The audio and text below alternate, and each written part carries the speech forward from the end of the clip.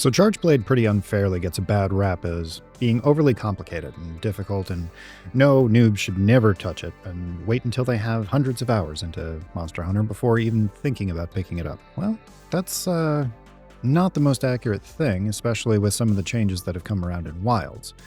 So let's go through the basics here, and then we'll take a look at some armor sets and go through a hunt real quick.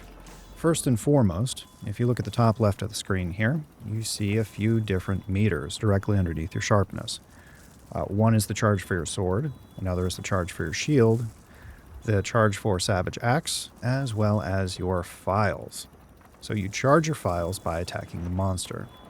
In general, your most efficient way of charging your files is going to be hold B, release B, YB, hold B. So that brief combo there has us to red charge.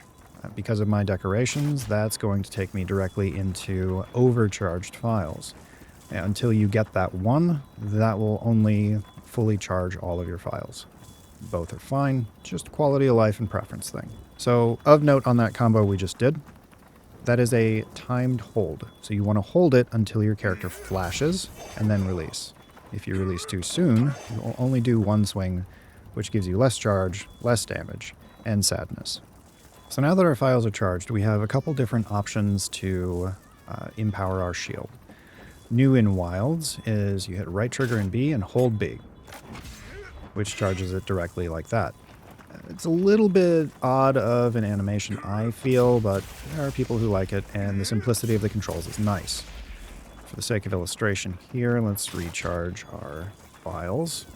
Previously, the way you would do it would be YB, YB, YB, hit right trigger in the early phases of that animation to get the elemental round slash. I personally like this one better, both because of muscle memory, and you get the extra attack off the elemental round slash. So you might have noticed that our shield flashed white throughout that process. Those are what's known as guard points. So let me illustrate that with the basic shield charge here. Flash white. Anytime your shield flashes white, that counts as you holding down right trigger to guard. So, in the event that a monster would have hit you during that portion of the animation, well, congratulations, you guarded it instead. You also get one of those at the end of the elemental round slash, as well as the beginning of the morph slash into axe, which is right trigger and Y, and the end of the morph slash out of axe, which you do just by hitting right trigger. So, once you get particularly intimate with the weapon, you can morph in and out to make use of guard points, which will, obviously prevent you from getting hit in the face, but also give you additional charge into your files. It's not a lot. It's not anywhere close to what you would get from hitting the monster, but every once in a while that will push you over into yellow or red, which is convenient when it happens. If we look at the bottom left of the screen here, you see the sword basic combo, which is YB, Y, Y, YB. You can disregard that one. You're really not going to use it terribly often. The sword element boost combo is that first charge double slash into the charge, into the shield thing. You're really not going to use that one either, just because, if we look at it, one charge double slash doesn't even take you into yellow. So, realistically, at a minimum, you want to push into yellow charge, but ideally take it into red. Now, if you overcharge by continuing to hit the monster, we're going to start to bounce. And that is your signal that you really need to just go ahead and charge your files so you can go back to hitting the monster. So if we want to charge our sword, you hit right trigger and B, and then hold down Y until that little elemental explosion goes off. And now, anytime we hit the monster with our sword, will cause extra explosions. So you might see the 40 and then that extra 16 popping up, or the 32 and the 16. What this does is it empowers your sword with either the impact property, if you're using a raw charge blade, or the element of your charge blade, if you're using an elemental one. So in the case of what I'm using, which is an impact blast, every time we hit the monster, we're stacking up KO damage. Now, we're really not trying to stay in Sword and Shield mode, but the extra damage and the extra KO buildup is nice, especially because that continues to proc when we do the charged double slash. So we've covered the sword, we've covered the shield, now we got Savage Axe. You got a few different ways to get into Savage Axe mode. One, you pop a wound. And this animation goes, you do a silly amount of damage, and you're empowered. So you got a couple options here. You can hit Y for a rising slash, or you can hit B for an element discharge. Now, what you want to always make sure you're doing is you're holding down the button when you attack. So let me illustrate that difference here. If we tap it, one hit, one explosion. If we hold it, bunch of hits, bunch of explosions, bunch of KO buildup or elemental buildup if you're using an elemental weapon. So in general, you got two options for combos. You can hit Y into B, into B, and you just rotate back and forth between that. Nice part about this is you can hold a direction and hit Y for a fade slash to reposition, and you go back to beating on the monster. Other option would be just hit B, hold down B, rinse and repeat. This animation's a little bit longer, so it does arguably less DPS, but you're getting more file explosions, which contribute to more status buildup or more elemental buildup. So, in general, if you want to be lazy, just mash and hold B, and rail on the monster. If you need to move, well, hit Y, and then go back to cycling your B. Easy enough, right? So our shield's about to run out. You can see that because it's flashing red. Go ahead and recharge that real quick. The other two ways you can enter Savage Axe mode is at the end of a mount, once you destroy a wound that you created during the mount, or you can do it off of a perfect guard. So let's go ahead and turn this on. Now this doesn't work off of a regular guard. So you do really need to get the perfect going. So you get the perfect guard, hit Y, and you're in Savage Axe mode, and you can go to town, right? It's nice. So Savage Axe is a newer thing that really came into its own with Iceborne, and it seems like the devs are really leaning into it with Wilds. Previously, the way you would spend your files is with super amped elemental discharge. So there's two ways you can do that in Wilds. Once you're in Axe mode, you hit YB for the amped, and then you hit YB again for the super, which is going to do that shockwave and spend all of your files and produce a grip of both damage and impact or elemental damage. Impact goes in a straight line. Elemental tends to produce an explosion around the point of impact. Both are fine. I prefer impact just because I like having monsters not be able to hit me because they're busy being stunned, but your mileage may vary. The other way we can enter the super amped elemental discharge directly without having to go through that entire combo is off of any guard. Doesn't have to be a perfect, so with that, you go directly into the super. This is particularly useful for monsters that have particularly narrow damage windows or that you haven't really memorized their attack pattern yet. Arkfeld's chain attacks, looking at you here. Block a chain, go into the super amped elemental, smack him in the face. If you're lucky, and you're using an impact or blast, or an impact blast charge blade, you might get a stagger or a knockout, and then you can go directly into Savage Axe and beat on his face a bit. Now in terms of other pertinent bits, guard on charge blade is actually really quite good. As I mentioned earlier, you'll get a little bit of charge from guarding, which isn't really a lot, but it's nice when it happens. You put at least 1 or 2 points into guard up, and you can block pretty much anything in the game, including things that you think you shouldn't be able to, like Ray Dow's railgun or Naudra's flamethrower. Evidently physics isn't a thing, we're not going to complain. Charge Blade also has quite a grip of mobility. So, we have our regular hold B attack, right? But if you hold a direction and hit B, you'll slide, and then you can transition directly into that charge double slash.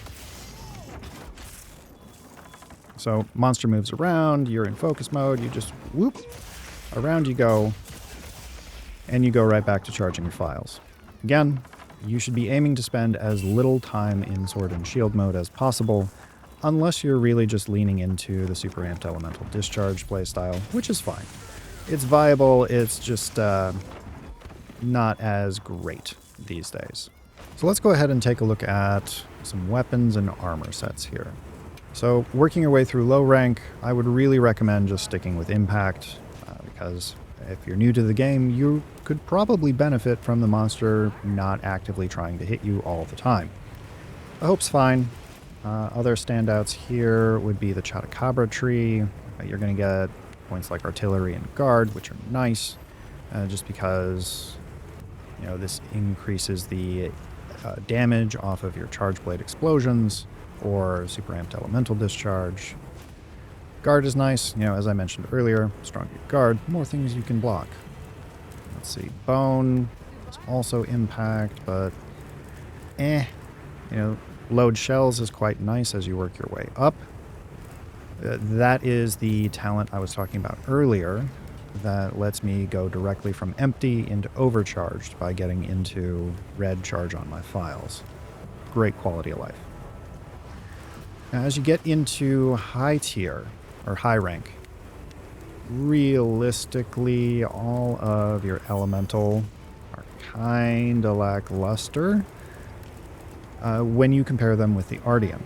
Now, Ardian weapons are exceptionally endgame weapons, so until you get to that point, if you want to build like 12 different elemental charge blades because you just really like explosions, cool. You'll be fine. Just make sure you're matching your damage type with the monster's weakness. Otherwise, continue working your way up the impact trees. Again, Chata, Bone, Expedition, or... However, once you get to endgame, let's just go ahead and take a look at this guy here. Here is an Impact Blast Charge Blade I crafted with Ardian parts. Now, the rolls on this are pretty terrible, honestly, in that the raw attack is 200, 15% affinities, cool. 220 blast is nice, but if we look at the reinforcement bonuses I got from upgrading it, it's 2 sharpness boosts, 2 element boosts, and an attack boost. Now, in a perfect world, I might like to drop one of those sharpness for another attack, but this one does work, as we'll see when we take a look at the hunt. Realistically, though, again, Blast is my personal preference just because I came across that back when I was playing World, and the utility of having a monster knocked on its ass more often than not, as well as, AoE for wounds. It's really nice. Don't sleep on it.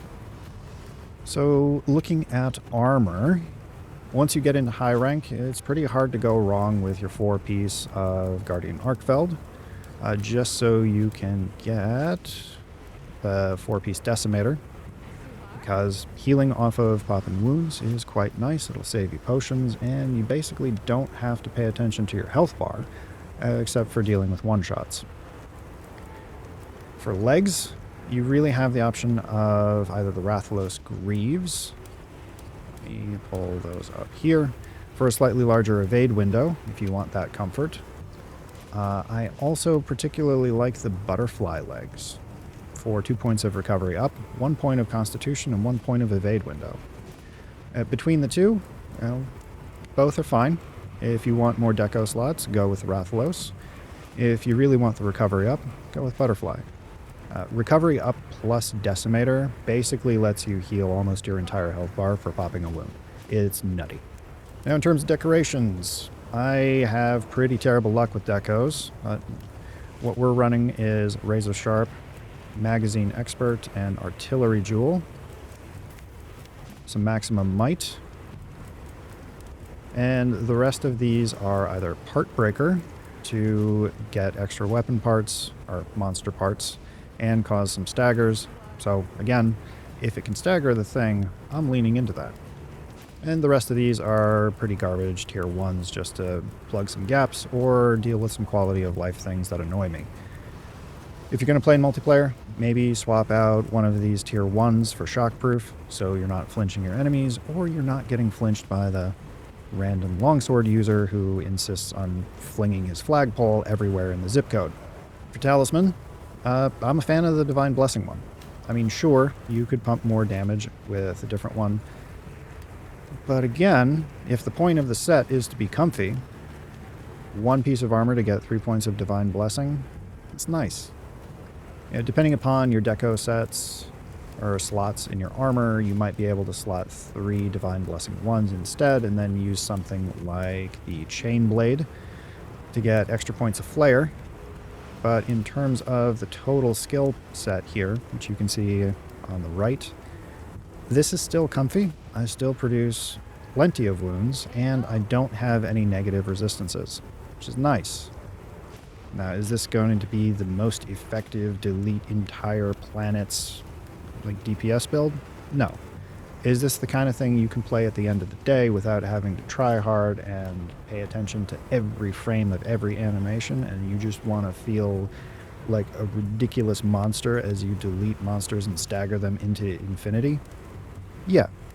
So, if you're looking for something comfy, give it a shot.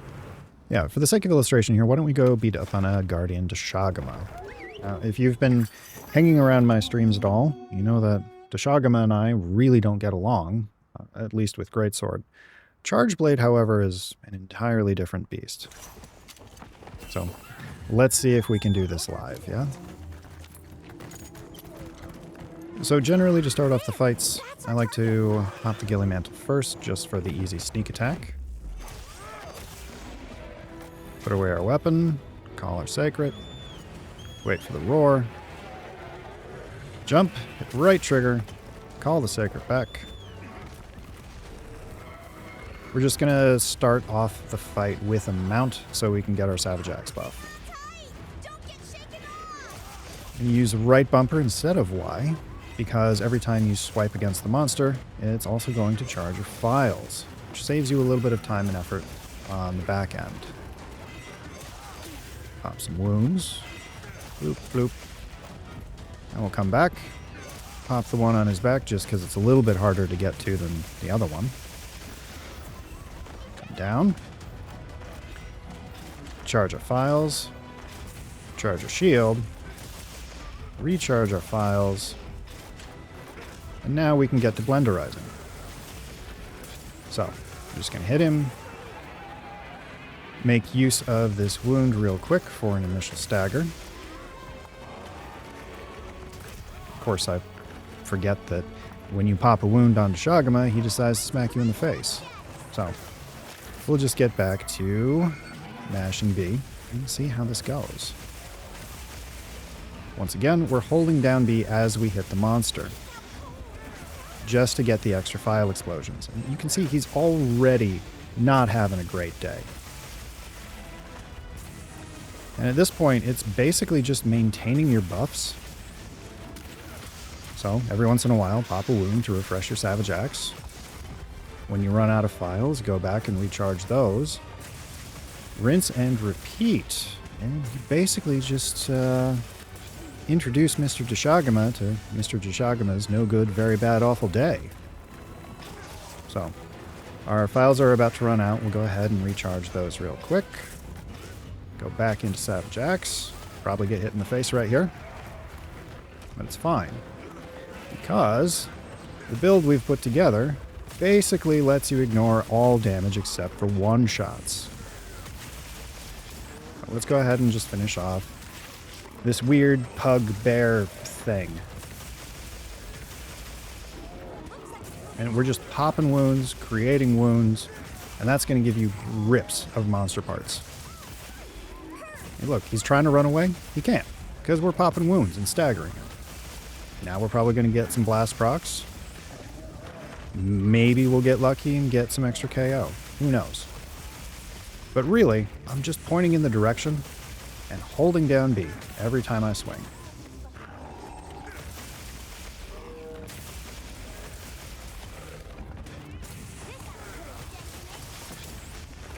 Alright, so we've run out of files. And he's running away. So, we'll just go ahead and let him do that while we resharpen. And he's already got a skull on him. So, Yeah, if you want to bully monsters, impact Charge Blade with Blast.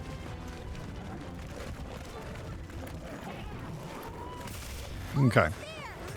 So we need to recharge our files. So we'll Fade Slash into the charged, into the shield, right trigger B, and we're back up. So we'll go ahead and recharge our sword, or our shield, excuse me.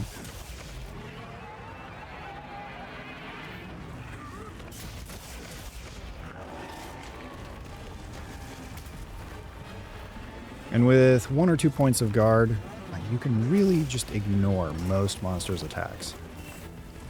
Of course, as I say that, I whiff the guard and get smacked in the face. So let's see if we can get a perfect guard off this to go into Savage Axe. Nope. There we go. So now we're back in Savage Axe, and, well, you can probably imagine what's coming. Again, he hit us. I don't care, because we're healing off of every time we generate and pop a wound, and that's that. So there you go. Charge Blade doesn't have to be as scary as it seems.